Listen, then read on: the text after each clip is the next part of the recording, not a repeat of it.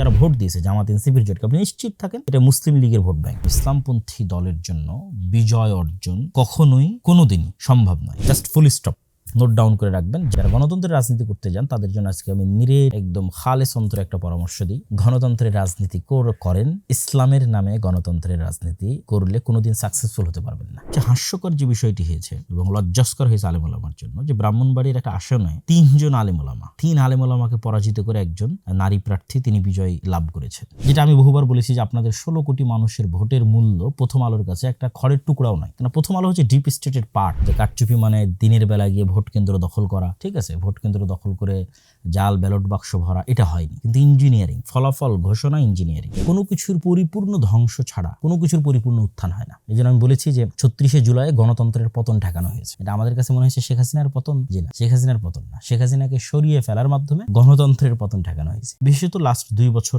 যে জেনারেশনটা পুরোপুরি আওয়ামী সরকারের শাসনামলে বেড়ে উঠেছে, যাদেরকে আমরা জেনজি বলছি, তাদের মনস্তাত্ত্বিক জগতে তাদেরকে ব্যাপকভাবে রাজনীতি সচেতন করে তুলতে জুলাই আন্দোলন এবং তার পরবর্তীতে ইউনূস সরকারের শাসনামল এবং তার পরবর্তী নির্বাচন, এগুলো প্রত্যেকটা ব্যাপক প্রভাব বিস্তার করেছে। যদিও আমার মতো যদি কেউ ছোট থেকে রাজনীতি সচেতন থেকে থাকেন, তাহলে বৈশ্বিক অবস্থাও তাদের ব্রেনে স্মরণে থাকার কথা। আমাদের বয়স যখন অনেক ছোট, সে 2001, 2, 3, 4 কথা বলতেছি, তখন সর্বপ্রথম টুইন টাওয়ার হামলার মাধ্যমে আফগানিস্তানে আমেরিকার যে আক্রমণ সেটি সংঘটিত হয়। তারপরে আমাদের বয়সে আমরা দেখলাম দীর্ঘ 15-20 বছরের সংগ্রাম শেষে আফগানিস্তানে তালেবান সরকারের পুনরায় ক্ষমতায় আসা। আমাদের জীবদ্দশাতে আমাদের অল্প বয়সে আমরা দেখেছি যে ইরাকের প্রেসিডেন্ট সাদ্দাম হোসেনের উপর যে আক্রমণ আমেরিকার, সেটি আমরা দেখেছি। তারপরে সাদ্দাম হোসেনের গ্রেফতার এবং ফাঁসি কুরবানির ঈদের দিন, সেটিও আমাদের সমবয়সী যারা আছে তাদের সকলের, যারা মোটামুটি বৈশ্বিক খবর রাখতেন, তাদের ব্রেনে এই জিনিসগুলো প্রভাব বিস্তার করে রাখার কথা। পাশাপাশি সিরিয়ার যে গৃহযুদ্ধ এবং সেই গৃহযুদ্ধের পরে আহমাদ আশারার তার যে ক্ষমতায় আরোহণ, এই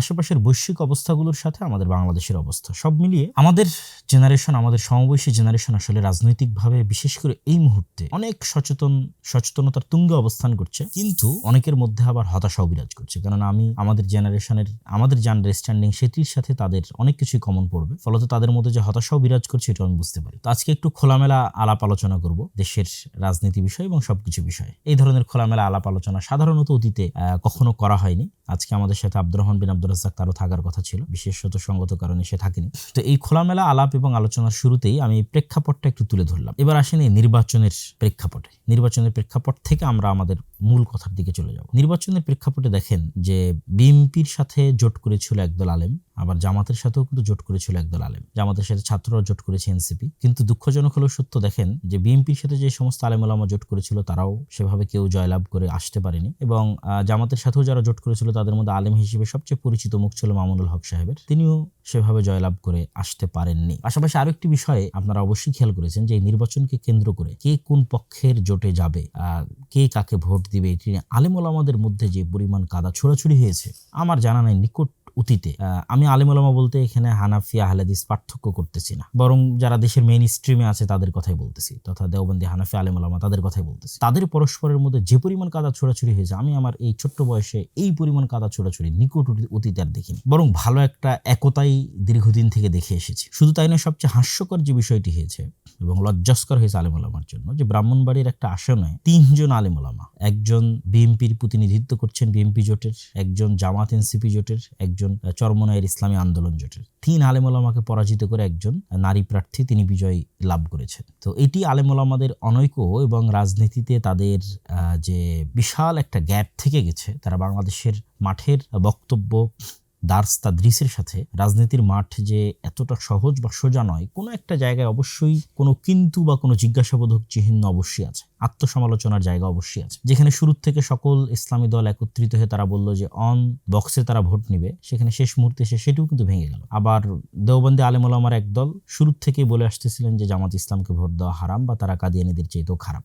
এই যে এই নির্বাচনকে সামনে রেখে যে পরিমাণ কাদা ছোড়াছুড়ি হয়েছে মেইন স্ট্রিমের আলেম ওলামাদের মধ্যে, আমি নিকট অতীতে এরকম কাদা ছোড়াছুড়ি দেখিনি। এটি চরম একটি তিক্ত অভিজ্ঞতা হয়ে থাকবে এদেশের ইতিহাসে। প্রশ্ন হচ্ছে এখানে আসলে আমি সবাইকে সম্বোধন করে বলতে চাই চাই। যারা জামাত ইসলাম করেন তাদেরকে আহ্বান জানাবো যে আপনারা আমার এই ভিডিওটা দেখবেন। ছাত্র শিবিরের ভাইদের আহ্বান জানাবো আপনারা দেখবেন। যারা ইসলামী আন্দোলন চরমনায় করেন তাদেরকেও জানাবো আপনারা দেখবেন। যারা অন্য আর যত ধরনের ইসলামী দল করেন তারাও দেখবেন। পাশাপাশি যারা বিএনপি করছেন তাদেরকেও উদাত্ত আহ্বান জানাবো যে আপনারাও এবং এনসিপির ভাইরাও আপনারা আমার এই ভিডিওটা যদি সম্ভব হয় দেখবেন। আমি সকলের কল্যাণকামী হয়ে দেশের একজন নাগরিক হয়ে কোনো প্রকার পক্ষপাত ছাড়াই আমি দুই ধরনের আলোচনাই করব। আজকে এই গণতান্ত্রিক নির্বাচনের যে ফলাফল সেটির উপর সংক্ষিপ্ত কিছু বিশ্লেষণ এবং যারা গণতন্ত্রের রাজনীতি করতে চান তাদের জন্য কিছু পরামর্শ আমার জায়গা থেকে। পাশাপাশি যারা মনে করেন যে না এই গণতান্ত্রিক যে ব্যবস্থা এই ব্যবস্থার মাধ্যমে আসলে বিজয় সম্ভব নয় তাদের জন্য কিছু পরামর্শ আমি দিব। তো প্রথমত আমরা একটু বিশ্লেষণ করি। গণতন্ত্রের যারা রাজনীতি করেন বিশেষ করে বাংলাদেশ বা পাকিস্তান বা ভারতে দীর্ঘদিন থেকে জামাত ইসলামী সবচেয়ে পুরাতন দল হিসেবে গণতন্ত্রের রাজনীতি করে আসতেছে। জামাত ইসলামের জন্য বা এই ধরনের যারা গণতন্ত্রের রাজনীতি করেন এরকম ইসলামপন্থী দলের জন্য বিজয় অর্জন এই গণতান্ত্রিক সিস্টেমে কোনো দিনই কেন সম্ভব নয়, কখনোই কোনো দিনই সম্ভব নয়। কেন? প্রথমত এখানে অলরেডি কয়েকটা বিষয়ের আপনারা আলোচনা করেছেন ফেসবুকে বিভিন্নভাবে, কিন্তু আমি দুই একটা পয়েন্ট বলে দিই। তো আপনি বলবেন যে না আপনারা শুধু হতাশার কথাই বলেন, তাহলে কাজের কথাও বলবো। শুধু হতাশার কথা বলবো যে গণতন্ত্র হারাম শিরক এই বলে আপনাকে নিরাশ করে দেবো সেটি না। যারা গণতন্ত্রের রাজনীতি করতে চান তাদের জন্য পরামর্শ বা কাজের কথা থাকবে ইনশাল্লাহ। তো প্রথমত কেন সম্ভব নয় দুটো পয়েন্টে আমি আলোচনা করতে চাই। এক নম্বর হচ্ছে কাল্ট ফিগার, একজন ব্যক্তিকে ক্যারিশমাটিক লিডারশিপ মেনে তার অধীনে জোয়ার তৈরি করা।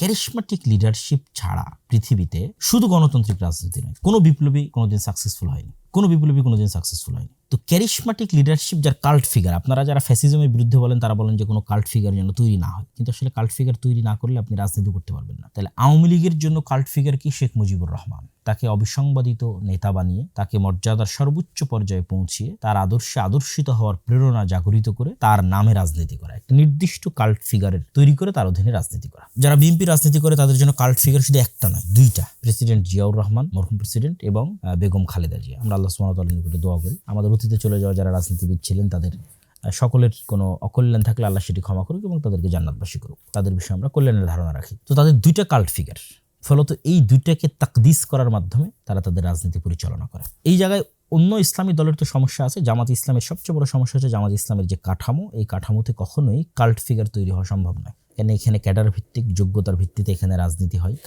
কেউ খুব ভালো এই জন্য তার ছেলে রাজনীতিতে আসবে এরকম কোনো ব্যবস্থাপনা এখানে নাই। এটা একটা ভালো দিক, কিন্তু কাল্ট ফিগার তৈরি না হলে গণতান্ত্রিক রাজনীতিতে আপনি সাকসেসফুল হতে পারবেন না। একজন ক্যারিশমাটিক লিডার লাগবে। যেমন এখন এনসিপির যারা রাজনীতি করতেছে তাদের মধ্যেও কিন্তু এখন পর্যন্ত কোনো একজন ক্যারিশমাটিক লিডার তৈরি হয়ে ওঠেনি যে সেই একজনের অধীনে সারা দেশের মানুষ একত্রিত হবে। আপনি যে কোনো বিপ্লব পৃথিবীতে দেখেন, পাকিস্তানের ইমরান খানের দিকে দেখেন অথবা ইরানের আয়াতুল্লাহ আল খামেনির দিকে দেখেন, যেখানেই দেখেন সেখানে একজনকে সবচেয়ে মহান এবং বড় করে তুলে ধরা হয় এবং তার পিছনে মানুষ একত্রিত হয়। এই জুলাইয়ের যে যেটিকে আপনারা গণ অভ্যুত্থান বলতেছেন, এটি বিপ্লবে পরিণত না হওয়ার সবচেয়ে বড় আরেকটি কারণ হচ্ছে এই জুলাই একক কোনো নেতা ছিল না। যদি একক নেতা থাকতো এবং একক আদর্শে আদর্শিত বিশাল কর্মী বাহিনী থাকতো তাহলে ওইটা কিন্তু অভ্যুত্থান না হয়ে বিপ্লবে পরিণত হয়ে যেত এবং আজকে কিন্তু আপনাকে আবার নির্বাচন দেওয়া লাগতো না। যেমন আহমদ আশ-শারাকি নির্বাচন দিচ্ছে, আর অন্তর্বর্তীকালীন সরকারি 5 বছর 6 বছর দেশ পরিচালনা করতেছে। এখানে একক নেতৃত্বের অধীনে সবাই একত্রিত হয়েছে এবং তার প্রতি আস্থা রেখে, ঠিক আছে, তার অধীনে তার আদর্শে আদর্শিত হয়ে একদল কর্মী বাহিনী তৈরি হয়েছে। তাহলে যারা ইসলামের নামে রাজনীতি করতেছেন তাদের তো কোনো কাল্ট ফিগার নাই, আবার তারা শত মত আর দলে বিভক্ত, কত ফতোয়া তার হিসাব নাই। এর কাছে ও বিভ্রান্ত, ওর কাছে ও ভ্রান্ত, ওর কাছে ও বেদাতি, ওর কাছে ও শিরক। এগুলোর মধ্যে অবশ্যই কিছু সত্যতা কিছু থাকবে না তা নয়, কিন্তু আমি সরাসরি আজকের আলোচনা কিন্তু আমি সরাসরি আপনাদের যে একজন ইসলামিক স্কলার সেই হিসেবে কিন্তু আলোচনা করতেছি না। আজকে বিশ্লেষণ করছি জাস্ট একজন গণতন্ত্রের রাজনীতির একজন কোর দেশের নাগরিক হিসেবে একটা বিশ্লেষণ করতেছি। দ্বিতীয় যেটি বড় বাধা যারা ইসলামের নামে রাজনীতি করছেন, তো ইসলামের নামে রাজনীতি করার প্রথম বাধা কি বললাম? যে আপনাদের কোনো কাল্ট ফিগার তৈরি হওয়া সম্ভব নয়, ঠিক আছে। জামাত ইসলামের নিজের ফ্রেমের কারণে সম্ভব নয়। আর ইসলামী দলগুলো সব বিভিন্ন মাযহাব, মতবাদ, আদর্শে একজনের কাছে আরেকজন কাফের, আরেকজনের কাছে আরেকজন শিরক মুশরিক। ফলত এখানে কেউ একক নেতৃত্বের অধীনে এসে একত্রিত হবে সেটার কোনো পসিবিলিটি নাই বললেই চলে। আর ওই পসিবিলিটি যদি না থাকে কোনোদিন আপনি ক্ষমতায় যেতে পারবেন না। এটা just full stop, note down করে রাখবেন যারাই আপনার ইসলামের নামে রাজনীতি করতেছেন, গণতান্ত্রিক করেন অগণতান্ত্রিক করেন। 2 নাম্বার ডিপ স্টেট।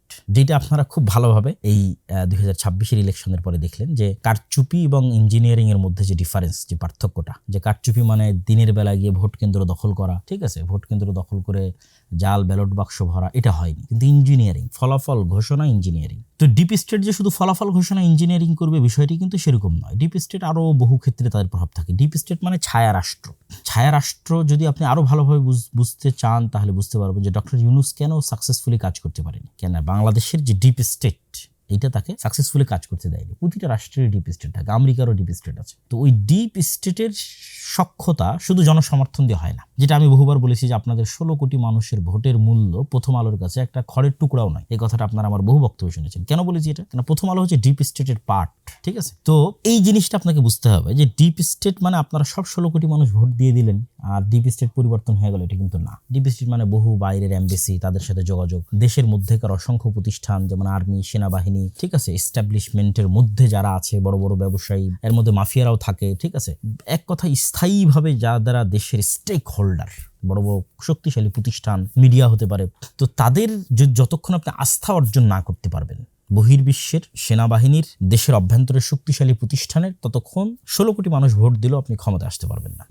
এটা গণতন্ত্রের নিয়ম, গণতন্ত্রের একটা সিস্টেম, আপনাকে আসতে দেওয়া হবে না। এই সিস্টেম, এই কাঠামো যতদিন থাকবে ততদিন এটাই ঘটবে। তাহলে আপনাকে আস্থা অর্জন করতে হবে তাদের। তো সেক্ষেত্রে এখন আপনি বলবেন যে ভাই আপনি তো শুধু হতাশ করেন গণতন্ত্রের বিষয়, তাহলে যারা গণতন্ত্রের রাজনীতি করতে চায় তাদের কি কোনো আশার জায়গা নাই? আছে। যারা গণতন্ত্রের রাজনীতি করতে যান তাদের জন্য আজকে আমি নিরেট একদম খালেস অন্তরে একটা পরামর্শ দিই, গণতন্ত্রের রাজনীতি করেন। ইসলামের নামে গণতন্ত্রের রাজনীতি করলে কোনোদিন সাকসেসফুল হতে পারবেন না। ইসলামকে শুধু দাওয়ার জায়গায় রাখেন, শুধু দাওয়াতের জায়গায় রাখেন। এবার রাজনীতি করেন, আপনি বলবেন তাহলে তো আপনি ইসলামকে রাজনীতি থেকে দূরে করে দেন। দূরে করতেছি না, আপনি তো মুসলমান। যারা বিএনপির জয়লাভ করলো তাদের মধ্যে কয়জন হিন্দু আছে? আপনি খুঁজে দেখেন, দেখি কয়জন হিন্দু আছে। জামাতের তো একজন হিন্দু ছিল। তাহলে বিএনপির যতজন বিজয় লাভ করলো তাদের 99% মুসলমান। শুধু কি মুসলমান, আমি এমন 2-1জনকে চিনি যারা 5 ওয়াক্ত সালাত আদায় করে, 5 ওয়াক্ত সালাত জামাতের সাথে আদায় করে, অন্য মানে গণতন্ত্র বাদে অন্য আর সকল বিষয়ে সর্বোচ্চ বিশুদ্ধ আকীদা লালন করে, ঠিক আছে। এরকম অসংখ্য জনকে আমি চিনি যারা এই নির্বাচনে যারা জয়লাভ করে এসেছে বিএনপি থেকে। তাহলে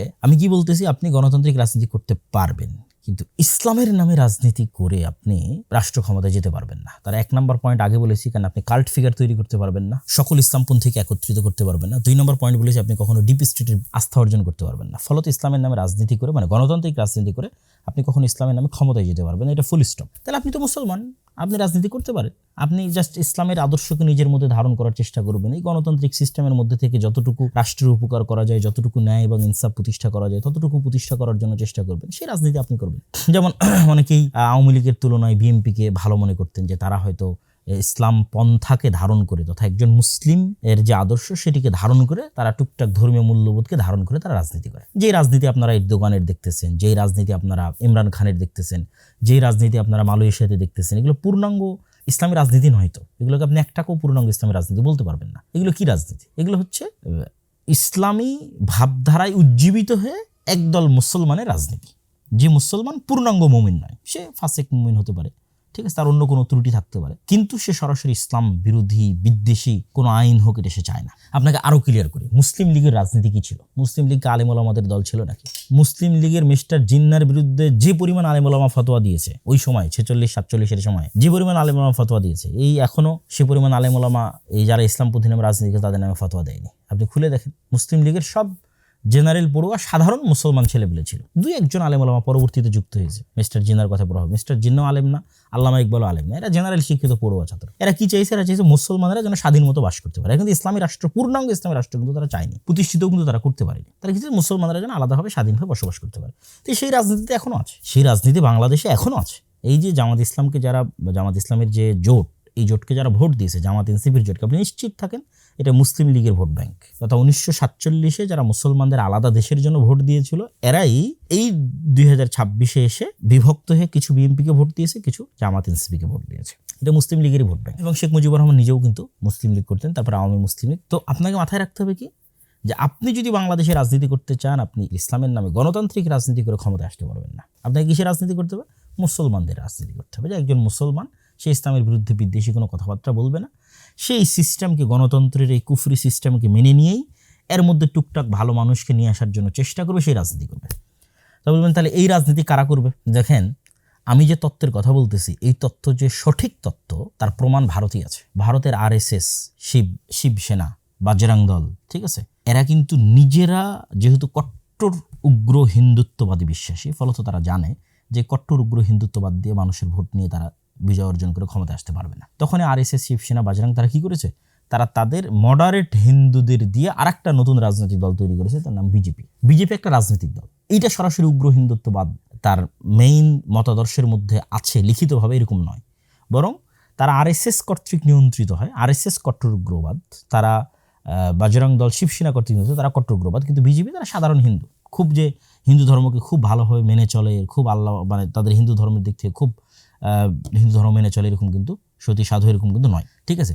তো সেক্ষেত্রে এই যে জামাত ইসলাম সহ আর যারা ইসলামের নামে রাজনীতি করতেছে, সেটা ইসলামী আন্দোলন বাংলাদেশের চরমনাই হোক, সেইটা জমিয়তে কি যেন ওলামা ইসলাম একটা আছে, আরও অনেক ইসলামের নামে যারা রাজনীতি করতেছে বাংলাদেশে, তাদের সকলের উচিত হবে তারা এরকম সাধারণ জেনারেল শিক্ষিত মুসলমান সন্তানদের দিয়ে একটা রাজনৈতিক দল তৈরি করবে। যেই কাজটা বিএনপি তাদেরকে অতীতে করে দিত, তারা যদি মনে করে যে এখন বিএনপি ছাড়াও তাদের এরকম একটা রাজনৈতিক দলের দরকার আছে, তাহলে এরকম একটা তারা সাধারণ মুসলমানদের এরকম একটা রাজনৈতিক দল তৈরি করবে, যেমন এনসিপি হতে পারে সেই রাজনৈতিক দল, যারা সরাসরি ইসলামী রাষ্ট্র প্রতিষ্ঠার রাজনীতি করবে না, কিন্তু এই দেশের মুসলমানদের, স্বাভাবিক মুসলমানদের যে অধিকার রক্ষার কথা সেটা বলবে, যেমন ওসমান হাদি করতো, যেমন আমাদের জুলাইয়ের যে ছেলেমেয়েরা তারা করতেছে।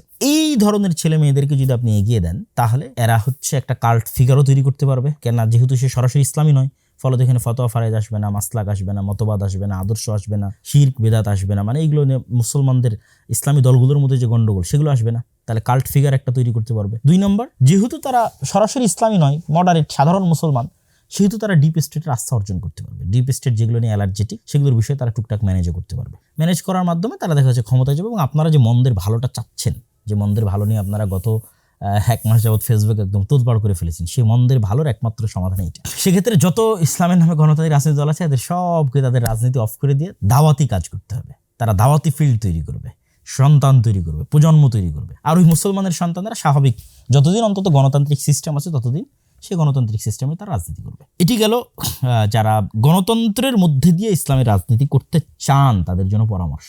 যদি আপনাদের ভালো লাগে আপনারা পরামর্শ গ্রহণ করতে পারেন, আর না হলে আমি যেভাবে ফুল স্টপ দিয়েছি এটা আসলেই ফুল স্টপ। দেখেন এই নির্বাচনেও জামাত ইসলাম কিন্তু চেষ্টা করেছে তার ইসলামী রাজনীতির খোলস থেকে বের হয়ে আসা, এটা ছাড়া তার কোনো উপায় ছিল না। মন্দিরে গেছে, তারপরে কত রকমের বক্তব্য, মূর্তি পূজার সাথে রোজার তুলনা, মানে একটা সেকুলার দলের মধ্যে যা যা অনুষঙ্গ থাকে তার সবকিছুই কিন্তু জামাত ইসলাম তার নিজের মধ্যে নিয়ে আসার জন্য কি করেছে, চেষ্টা করেছে। তাহলে কেন চেষ্টা করতেছে, সেটা অবশ্যই ডিপ স্টেটের আস্থা অর্জন করার জন্য, অবশ্যই সাধারণ জেনারেল শিক্ষিত মুসলমানদের আস্থা অর্জন করার জন্য। তাহলে আর ইসলামী দল রাখার কি দরকার? এই কথাটাই আমি বলতেছি, যে এই কাজগুলো যখন আপনি ইসলামের নামে করবেন তখন সেখানে ইসলামও কলুষিত হয়। দেখেন, আমি এবারের নির্বাচনের পূর্বে 2024 যে নির্বাচন এবং 2026 নির্বাচন, এই 2 নির্বাচনে আমি দেশে ছিলাম। ইতিপূর্বে আর কোনো নির্বাচনে দেশে থাকার সুযোগ হয়নি। 2008 যেটা তত্ত্বাবধায়ক সরকার আমলে যে নির্বাচন হয়েছিল তখন দেশে ছিলাম, তখন একটু কম বুঝতাম। তো এবারে এই 2 নির্বাচনে আমি বিভিন্ন নির্বাচনের যে তথ্য কেন্দ্র, বুথ, এগুলোতে আমি ঘোরার চেষ্টা করেছি।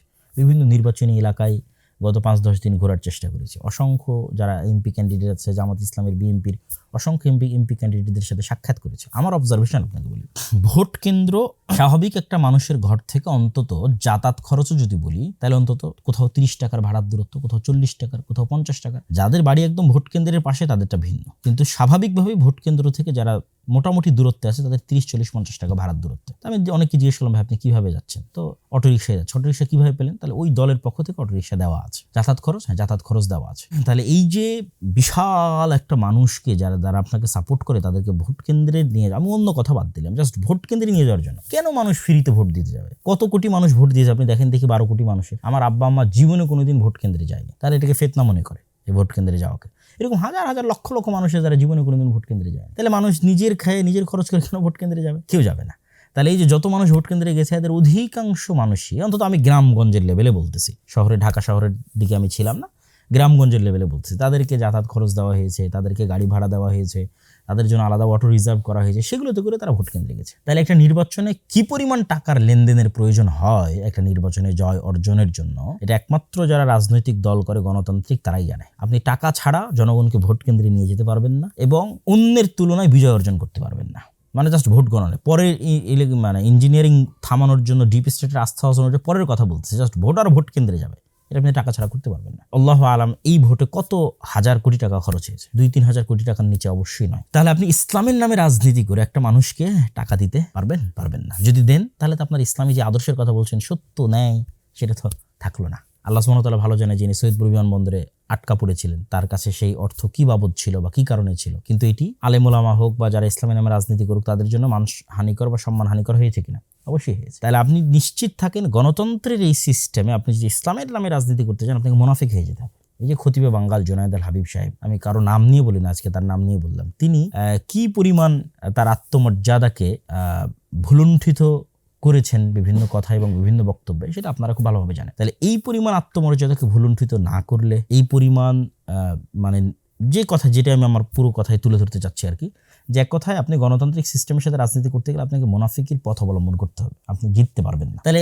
কেন ইসলামের নামে এই কাজটা করবেন? এবং ইসলামের নামে যদি কাজটা করেন তবু জিততে পারবেন না। কেন বলেছি? ওই আগের দুটো পয়েন্ট, কাল্ট ফিগার তৈরি করতে পারবেন না, ডিপ স্টেট আস্থা অর্জন করতে পারবেন না। তাহলে কি করতে হবে? ইসলামকে আপনি দাওয়াতের জায়গায় রাখেন, আর সাধারণ মুসলমানের সন্তানদের দিয়ে দেন, যারা জেনারেল শিক্ষিত স্বাভাবিক তাদেরকে দিয়ে দেন এই রাজনীতির ময়দানে, তারা রাজনীতি করুক, তাদেরকে আপনারা পিছন থেকে সাপোর্ট দিতে পারেন। আরো একটা কথা বলি, ইসলামের নামে রাজনীতি করার আর একটা ক্ষতির দিক আপনাকে বলি। আপনারা আমার সাথে যে কোনোভাবে দ্বিমত করতে পারেন, আমি জাস্ট ওপেন খোলামেলা মনের কথা আপনাদের সাথে তুলে ধরতে। ইসলামের নামে গণতান্ত্রিক রাজনীতি করার একটা ক্ষতিকর দিক হচ্ছে মুসলমানদের কাছে ইসলামকে শত্রু বানানো হয়। গত 17 বছর যেমন আওয়ামী লীগ সরকার যে কোনো দাড়ি টুপি দেখলে মনে করতো যে মনে হয় আমার শত্রু, এ হয়তো রাজাকার অথবা জামাত অথবা শিবির, ঠিক আছে। এখন বিএনপি সরকার যে ক্ষমতায় আসতেছে সেও মনে করবে যে কোনো দাড়ি টুপিকে দেখলে তার অন্তরে কাজ করবে যে এই মনে হয় জামাত, এ মনে হয়, যেমন উনি তো বলেইছেন যে গুপ্ত, ঠিক আছে, এটা তার অন্তরে কাজ করবে। অথচ সে কিন্তু মুসলমান, তথা পুরো বিএনপিতে যারা আছে তারা সবাই মুসলমান।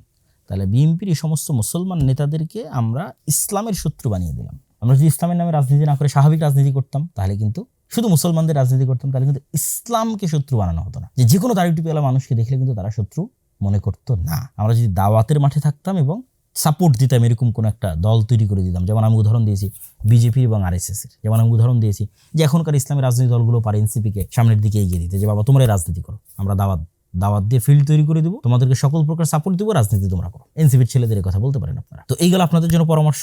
ইসলামের নামে রাজনীতি করতে গিয়ে আমরা মুসলমানদের কাছেই ইসলামকে শত্রু বানিয়ে ফেলতেছি, এটার একটা দীর্ঘমেয়াদী ক্ষতিকর প্রভাব আছে। তাহলে আমি যারা গণতন্ত্রের রাজনীতি করে তাদেরকে আমি হতাশও করছি না, কিন্তু তাদেরকে সমাধানও দিচ্ছি।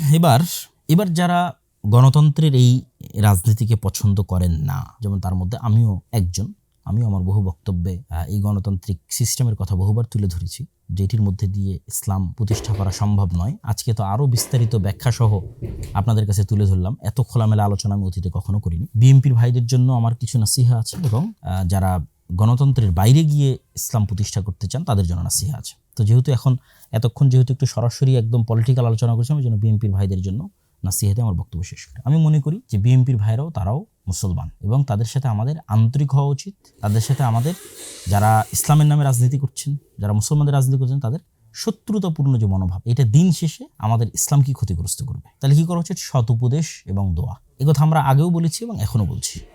এবং এই সৎ উপদেশ এবং দোয়ার জায়গা থেকে বিএনপির যারা দায়িত্বশীল, যারা নেতৃস্থানীয় আছেন, তারেক রহমান সাহেবের সাথে আমার যখন দেখা হয়েছিল তখন আমি তার কাছে এই কথাগুলো তুলে ধরেছিলাম।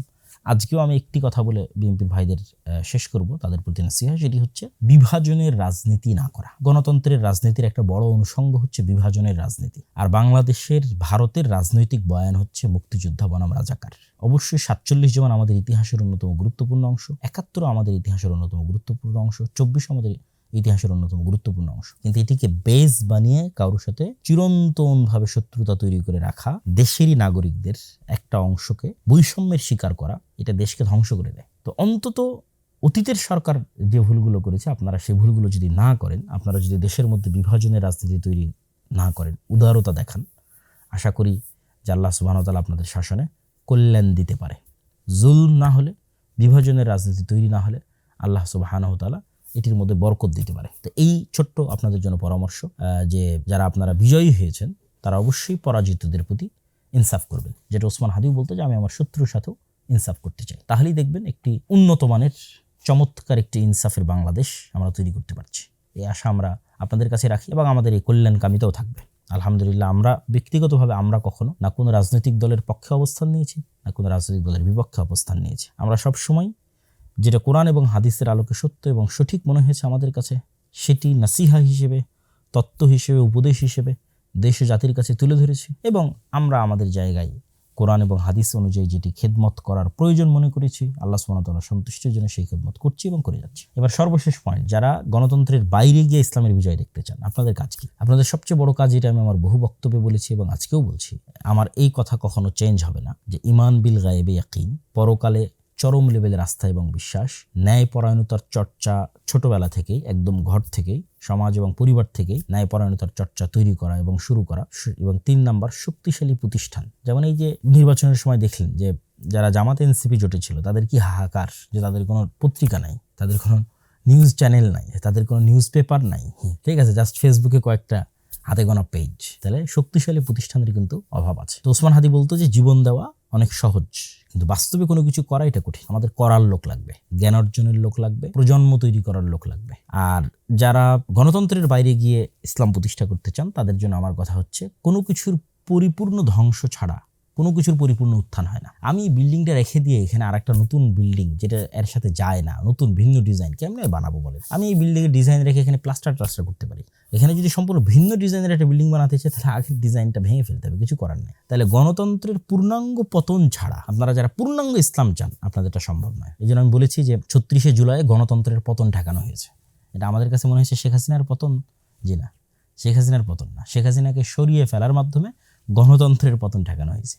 কেন, তখন যদি শেখ হাসিনা থাকতো এবং আর্মি যদি অস্ত্র উঠাতো, তাহলে ওই দিন গণতন্ত্র ডেড বডি হয়ে যেত। অলরেডি আইসিইউতে ছিল, পরিপূর্ণরূপে মারা যেত। বাংলাদেশে একটা গৃহযুদ্ধ তৈরি হতো, সেই গৃহযুদ্ধের পরে আপনি দেখতেন যে এখানে পূর্ণাঙ্গ ইসলাম প্রতিষ্ঠা হয়েছে। তো পূর্ণাঙ্গ পতন ছাড়া পূর্ণাঙ্গ উত্থান হয় না। তখন তা আপনি বলবেন যে তাহলে কি আমরা নিজে থেকে পূর্ণাঙ্গ পতন করবো? জি না। ইসলামে সবসময় মানুষের যান, জীবন এবং মালের নিরাপত্তা সর্বাগ্রে। এটির উপরে ইসলামে কিছুই নাই, মানুষের জীবনের চাইতে আর কিছু নাই উপরে। তাহলে মানুষের যান, জীবন এবং মালের নিরাপত্তার জন্য আপনাকে আপনার যে কাজটা, আপনার জায়গার যে কাজটা, সেটা করে যেতে। আপনার জায়গার কাজ কি? ঈমান বিল গায়বে ইয়াকিন তৈরি করা, পরকালে আস্থা তৈরি করা, ন্যায়পরায়ণতার চর্চা একদম ঘর থেকে শুরু করা, বোনকে সম্পত্তি ঠিকভাবে দিচ্ছেন কিনা, আশেপাশে কেউ অন্যায় করলে প্রতিবাদ করা। আমরা তো প্রতিবাদ করি না, আমরা আল আমরু বিল মারুফ ওয়ান নাহি আনিল মুনকার করি না। আল আমরু বিল মারুফ ওয়ান নাহি আনিল মুনকারের চর্চা বাড়ানো, একদম গ্রামগঞ্জ লেভেল থেকে আল আমরু বিল মারুফ ওয়ান নাহি আনিল মুনকারের চর্চা বাড়ানো এবং শক্তিশালী প্রতিষ্ঠান তৈরি করা। আর অপেক্ষায় থাকা যে কবে এই গণতন্ত্রের কাঠামোর পতন ঘটবে। আমি আমার বহু বক্তব্যে বলেছি, যেহেতু গণতন্ত্র পূর্ণাঙ্গ ন্যায় বিচার দিতে পারবে না, সেহেতু গণতন্ত্রের একদিন পতন হবে। এটা আপনাকে পতন করতে হবে না, এটা বাই ডিফল্ট, বাই নেচার পতন হবে। কেননা সে ইনসাফ দিতে পারবে না, তার কাঠামোর মধ্যে নাই যে সে ইনসাফ দেবে। ফলত যেহেতু সে ইনসাফ দিবে না, মাজলুম তো জুলুমের বিরুদ্ধে আওয়াজ উঠাবেই। তখন এরকম 36শে জুলাই এমনি আবার 15-20 বছর পর আপনি দেখবেন যে আবার হচ্ছে 36শে জুলাই। 30 বছর পর আপনি আবার দেখবেন, যদি হায়াতে বেঁচে থাকেন, যে এরকম 36শে জুলাই হচ্ছে। কেন? এই কাঠামো আপনাকে ন্যায় বিচার দিতে পারবে না। এই কাঠামো ন্যায় বিচার না দিতে পারলে জুলুম হবে। জুলুম হলে কি হলে? মানুষ জুলুমের বিরুদ্ধে আওয়াজ উঠাবে। জুলুমের বিরুদ্ধে আওয়াজ উঠালে আবার কি হবে? আবার এরকম 36শে জুলাই হবে। কিন্তু এই রকম পরবর্তী 36শে জুলাই যেন আপনার একটা কাল্ট ফিগার থাকে, একক নেতা থাকে, যার অধীনে সবাই কর্মী হিসেবে, যার অধীনে তারা একত্রিত। তাহলে তখন কি হবে? তখন আপনি পূর্ণাঙ্গ বিপ্লব প্রতিষ্ঠা করে ফেলতে পারবেন, আদারওয়াইজ পারবেন না। তাহলে সেক্ষেত্রে আমি কি বললাম, যে গণতন্ত্রের যে পূর্ণাঙ্গ পতন, এটা আল্লাহর পক্ষ থেকেই হবে, এমনি হবে। কিভাবে হবে? এটা আল্লাহ সুবহানাহু ওয়া তাআলা ভালো জানেন। যেমন ধরেন আমেরিকার যে বিশাল সাম্রাজ্য, আল্লাহ সুবহানাহু ওয়া তাআলা বলেছেন যে আল্লাহ সুবহানাহু ওয়া তাআলা যদি একদল মানুষকে তার একদল মানুষের পতন না করাতেন, ওয়ালাউ দাফাল্লাহি নাস বা'দাহুম বিবা'দ, তাহলে পৃথিবীতে জুলুমের কারণে মানুষ অস্থির হতো। আজকেও যদি ফেরাউন জীবিত থাকতো, কি হতো বলেন তো? আপনি বলেন যে 5000 বছর হয়ে গেছে, ফেরাউন এখনো জীবিত আছে, তাহলে আজকে আমাদের অবস্থা কি হতো? এটা আল্লাহ করেননি, ফেরাউনকে আল্লাহ ধ্বংস করে দিয়েছে মানুষকে বাঁচানোর জন্য। তো এইরকম সুপার পাওয়ার আজকে আমেরিকা আছে, তার আগে সুপার পাওয়ার রাশিয়া ছিল, তার আগে আর কেউ ছিল, ইংল্যান্ড সুপার পাওয়ার ছিল, ইংল্যান্ড চলে গেছে, রাশিয়া চলে গেছে, আমেরিকা চলে গেছে, আমেরিকাও যাবে একদিন। তাহলে এরকম সুপার পাওয়ারের পতন হবে। যখন দেখবেন যে আমেরিকার সুপার পাওয়ারের পতন হচ্ছে, কীভাবে হবে? এটা আল্লাহ সুবহানাহু ওয়া তাআলা জানে। কে জানতো রাশিয়া ইউক্রেন যুদ্ধ এত দীর্ঘায়িত হবে? কে জানতো? কেউ জানতো না। এই রাশিয়া ইউক্রেন যুদ্ধ এত দীর্ঘায়িত হওয়ার কারণে যে সিরিয়াতে আহমদ আশ-শারা বিজয়ী হয়েছে। এই রাশিয়া ইউক্রেন এত যুদ্ধ দীর্ঘায়িত হওয়ার কারণে তো আফগানিস্তানে তালেবানরা ক্ষমতা আসতে পেরেছে। যদি রাশিয়া ইউক্রেন যুদ্ধ না হতো, এরা জীবনও পারতো না। বুঝলেন? এগুলো আল্লাহর পক্ষ থেকে হয়। তো এরকম কোনো এক ছোট্ট অজুহাতে দেখবেন, এই যে অ্যাপস্টাইন ফাইল, যেটা আমি তো বলি যে এটা আমেরিকার অধপতনের শুরু। আল্লাহ বড় বড় পরাজয়গুলো দেন ছোট্ট ছোট্ট জিনিস দিয়ে, অতি ছোট্ট। আপনি বুঝবেন না যে কোন ক্ষুদ্র জিনিস থেকে পরাজয় শুরু। আমেরিকার অধপতন মানে তো গণতন্ত্রের অধপতন ভাই। আজকে আমেরিকার পতন হবে, কালকে সব জায়গাতে গণতন্ত্র গায়েব হয়ে যাবে। এটাই নিয়ম। যে যে আদর্শের ধারক ও বাহক, তার পতনের সাথে সাথে সে আদর্শ গায়েব হয়ে যায়। তাহলে আপনাকে কি করতে হবে? আপনাকে প্রস্তুতি নিতে হবে, ওই দিন আসার অপেক্ষায় থাকতে হবে। আপনার প্রস্তুতি হবে ঈমান বিল গায়বে ইয়াকিন, আপনার প্রস্তুতি হবে পরকালে আস্থা, আপনার প্রস্তুতি হবে ন্যায়পরায়ণতার চর্চা। কেন? ন্যায়পরায়ণতার চর্চার মাধ্যমে নেতা তৈরি হয়, আদারওয়াইজ নেতা তৈরি হয় না। ন্যায়পরায়ণতার চর্চা যদি আমি না করি, ধরেন আমি যদি না করি, আমিও নেতা না। এটা হলো সিম্পল কথা। যে তার মানে আমি বলতেছি মানে যে আমি নেতা, তা না। কিন্তু আমি যদি ন্যায়পরায়ণতার চর্চা না করি, আমিও নেতা না। যে ন্যায়পরায়ণতার চর্চা করবে সেই নেতা হবে। বহু ছোট্ট কুড়ে ঘর থেকে এসে নেতা হয়ে যেতে পারে, কোনো গ্যারেন্টি নেই কে কোথায় থেকে এসে কীভাবে নেতা হবে। ন্যায়ের চর্চা করতে গিয়েই নেতা তৈরি হবে। অন্যায়ের প্রতিবাদ করতে গিয়ে নেতা তৈরি হবে, এটি স্বাভাবিক এবং সিম্পল রুলস নেতা তৈরি হওয়ার। তার ঈমান বিল গায়বে ইয়াকিন, পরকালে আস্থা, ন্যায়পরায়ণতার চর্চা, শক্তিশালী প্রতিষ্ঠান। আর অপেক্ষা কবে এই গণতন্ত্রের পূর্ণাঙ্গ পতন হয়। যেদিন গণতন্ত্রের পূর্ণাঙ্গ পতন হবে সেদিন যদি আপনি প্রস্তুত থাকেন, যেমন 36 জেলায় আপনি প্রস্তুত ছিলেন না, যদি আপনার প্রস্তুত থাকেন পূর্ণাঙ্গ ইসলাম প্রতিষ্ঠা হয়ে যাবে। আর যদি প্রস্তুত না থাকেন তাহলে তো এটার জন্য আপনি নিজেই দায়ী। তাহলে ইমিডিয়েট রেজাল্টের আশা বাদ দিতে হবে, ইমিডিয়েট উত্তেজনা বাদ দিতে হবে, বিশাল দীর্ঘমেয়াদী 30 বছরের প্ল্যান করে প্রস্তুতি নিতে হবে। তো আশা করি আমি নির্বাচন পরবর্তী যে পর্যালোচনা ছিল সেই পর্যালোচনায় আমি সকলের জন্য আজকে নাসিহা দিয়েছি, একদম শতভাগ আমার হৃদয়কে পরিষ্কার করে, কারো প্রতি চুল পরিমাণ পক্ষপাতিত্ব না রেখে, আলহামদুলিল্লাহ আল্লাহ আল্লাহর কসম কারো প্রতি চুল পরিমাণ পক্ষপাতিত্ব নাই। যারা আমাদের সম্পর্কে জানেন এবং বুঝেন তারাও খুব ভালোভাবে জানেন। তো আমি সম্পূর্ণ শতভাগ ন্যায় এবং ইনসাফের সাথে জামাত ইসলাম, ইসলামী আন্দোলন চরমনায়, যারা ইসলামের নামে গণতন্ত্রের রাজনীতি করে তারা, এনসিপি ছাত্ররা, তারপরে বিএনপি এবং সর্বোপরি যারা গণতন্ত্রের বাইরে গিয়ে ইসলামের বিজয় চান তাদের সকলের জন্য তাত্ত্বিক বলেন, বাস্তব বলেন, সকল ধরনের পরামর্শ আপনাদের জন্য দিয়েছি। আল্লাহ সুবহানাহু ওয়া তাআলা আমাদের দেশকে শান্তি শৃঙ্খলায় পরিপূর্ণ করে দিক, আমাদের এই জাতিকে আল্লাহ সুবহানাহু ওয়া তাআলা রক্ষা করুক। এই দেশের মানুষ বহু রক্ত দিয়েছে, বহু রক্ত, সেই মোগলদের